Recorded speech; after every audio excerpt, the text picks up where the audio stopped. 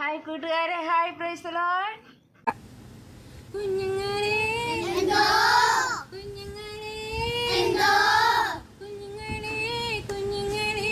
ദൈവത്തിൽ വിശ്വസ്തരായിരിപ്പിൻ, ദൈവത്തിൽ വിശ്വസ്തരായിരിപ്പിൻ. ദൈവത്തെ നാം മാനിക്കുവിൻ, ദൈവം നമ്മെയും മാനിച്ചിടും. ദൈവത്തെ നാം മാനിക്കുവിൻ, ദൈവം നമ്മെയും മാനിച്ചിടും.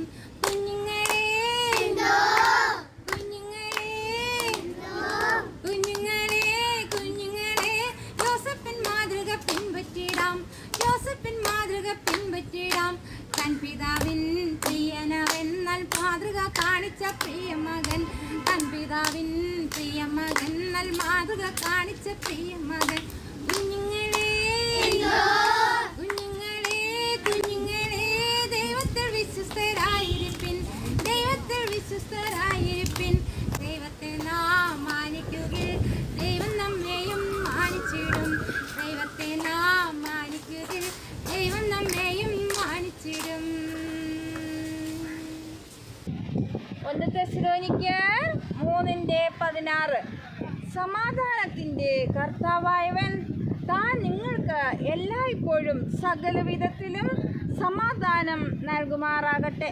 കർത്താവ് നിങ്ങളോട് എല്ലാവരോടും കൂടെ ഇരിക്കുമാറാകട്ടെ. 1 തെസ്സലോനിക്കർ 3:16. നാം ചിന്തിച്ചു, യോസഫ് തൻ്റെ സഹോദരന്മാരോട് ഒരുമിച്ച് ഭക്ഷിച്ച് ആഹ്ലാദിക്കുന്ന രംഗം നമുക്കറിയാം. നമ്മുടെ യോസഫ് ദേശാധിപതിയാണ്. ഈ ദേശാധിപതി തൻ്റെ ശത്രുക്കളെന്ന് പറയത്തക്കവണ്ണം ശത്രുതയോടെ പെരുമാറിയ സഹോദരന്മാർ തന്നെ കൊല്ലുവാനും ചതിക്കുവാനും ഒരുപെട്ട സഹോദരന്മാരോട് ക്ഷമിച്ചു. മാത്രമല്ല, ഇവിടെ ദൈവത്തിൻ്റെ സമാധാനവും സ്നേഹവും അദ്ദേഹം കാണിക്കുകയാണ്. ഇത്ര സ്നേഹവനായ യോസഫിനെ നമുക്കിവിടെ കാണാനായിട്ട് സാധിക്കും. നമുക്കറിയാം, ആ പോത്തിഫറിൻ്റെ ഭവനത്തിലും അദ്ദേഹം ആ പോത്തിഫറിൻ്റെ ഭാര്യയുടെ മുമ്പാകെ ഭയമുള്ളൊരു ദൈവത്തെ ഉയർത്തിക്കാട്ടി. ജീവനുള്ളൊരു ദൈവം അദ്ദേഹത്തെ ഭയപ്പെടണമെന്ന് ഉയർത്തിക്കാട്ടി. കുട്ടറയുടെ മധ്യത്തിലും എന്താണ് അദ്ദേഹം ചെയ്തത്? അവിടെയുള്ള തടവുകാരെ ശുശ്രൂഷിക്കുകയും അവരോട് ദൈവത്തെക്കുറിച്ചുള്ള കാര്യങ്ങൾ സംഭാഷിക്കുകയും ചെയ്തു. വെളിപ്പാടുകൾ നൽകുന്നൊരു ദൈവമുണ്ട്, സ്വപ്നം നൽകുന്നൊരു ദൈവമുണ്ട്, സ്വപ്നത്തെ വ്യാഖ്യാനിക്കുന്നൊരു ദൈവമുണ്ട്, അത് നിവർത്തിക്കുന്നൊരു ദൈവമുണ്ടെന്ന് യോസഫ് അവിടെ ആ കുണ്ടറയിലും തെളിയിച്ചു കൊടുത്തു. ഇങ്ങനെ ജീവനുള്ളൊരു ദൈവത്തെ സാക്ഷ്യപ്പെടുത്തി മുന്നോട്ട് വന്ന താൻ ഇവിടെ ഇതാ ദൈവത്തിൻ്റെ സ്നേഹവും സാക്ഷ്യപ്പെടുത്തുകയാണ്, പോവുകയാണ്. തൻ്റെ അനുജനെ കൺകുളിർക്കെ അദ്ദേഹം കാണുന്നുണ്ട്.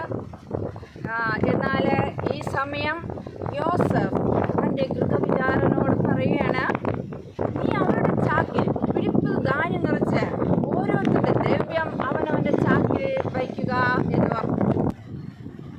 ഇളയവൻ്റെ ചാക്കിൽ എൻ്റെ വെള്ളി കൊണ്ടുള്ള എൻ്റെ പാനപാത്രവും അവൻ്റെ ധാന്യ വിലയും വയ്ക്കുക എന്ന് കൽപ്പിച്ചു. യോസഫ് കൽപ്പിച്ചതുപോലെ അങ്ങനെ അദ്ദേഹം ചെയ്തു. നേരം വെളുത്തപ്പോൾ അവരുടെ കഴുതുകളുമായി അവരെ യാത്ര അയച്ചു. അവർ പട്ടണത്തിൽ നിന്ന് പുറപ്പെട്ടു.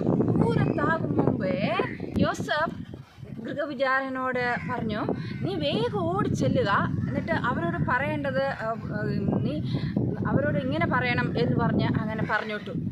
അങ്ങനെ അവൻ ഓടിച്ചെന്ന് അവരോട് പറഞ്ഞു, നിങ്ങൾ എന്തു പണിയാണ് കാണിച്ചത്? നിങ്ങൾ നന്മയ്ക്ക് പോലും തിന്മ ചെയ്തിരിക്കുകയാണ്. നിങ്ങൾ അതിനാലല്ലയോ എൻ്റെ യജമാനൻ കുടിക്കുന്നത്? ഒട്ടും ചെയ്ത് ശരിയായില്ല, അതിലല്ലയോ എൻ്റെ യജമാനൻ ലക്ഷണം നോക്കുന്നത് എന്ന് പറഞ്ഞു.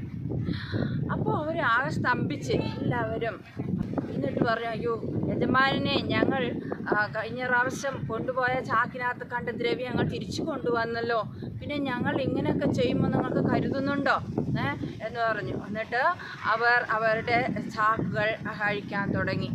യജമാൻ്റെ വെള്ളിയും പൊന്നും ഞങ്ങൾ മോഷ്ടിക്കുമോ? ഞങ്ങളുടെ കയ്യിൽ അത് ഞങ്ങളുടെ ആരുടെയും പക്കൽ അത് കണ്ടെത്തിയാൽ ഞങ്ങൾ നിങ്ങൾക്ക് യജമാന് അടിമകളായിക്കൊള്ളാം.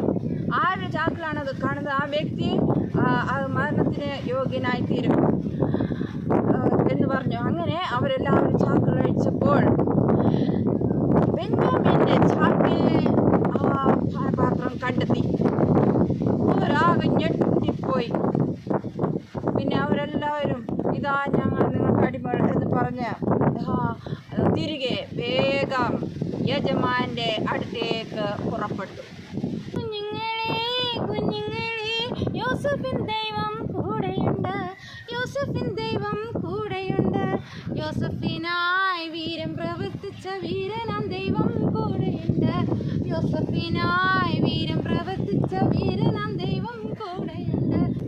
God bless you.